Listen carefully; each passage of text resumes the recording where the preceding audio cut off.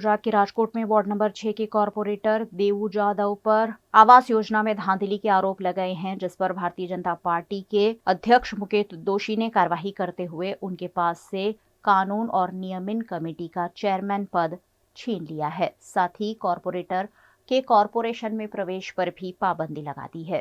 છેલ્લા 3 દિવસથી રાજકોટની અંદર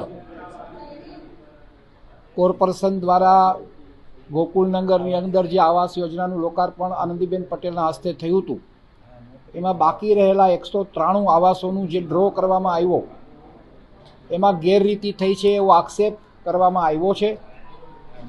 આ સંદર્ભમાં રાજકોટ મહાનગરપાલિકાના કમિશનર દ્વારા અલ્પનાબેન મિત્રાના नेतृत्व नीचे एक कमिटीનું ગઠબંધન પણ કરવામાં આવ્યું છે। આ કમિટી દ્વારા સ્ક્રુટિની કરવામાં આવશે, વેરીફાઈ કરવામાં આવશે અને વેરીફાઈ કર્યા પછી આજે સાંજ સુધીમાં લગભગ રિપોર્ટ આવી જવાનો છે।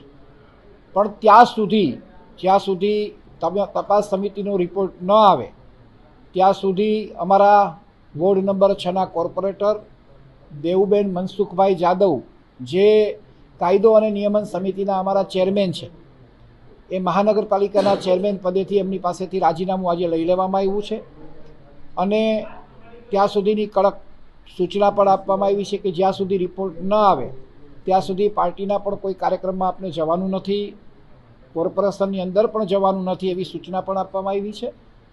રિપોર્ટ આવ્યા પછી પ્રદેશનું માર્ગદર્શન જે કાંઈ મળશે એ સંદર્ભે આગળની કાર્યવાહી કરવાના છે।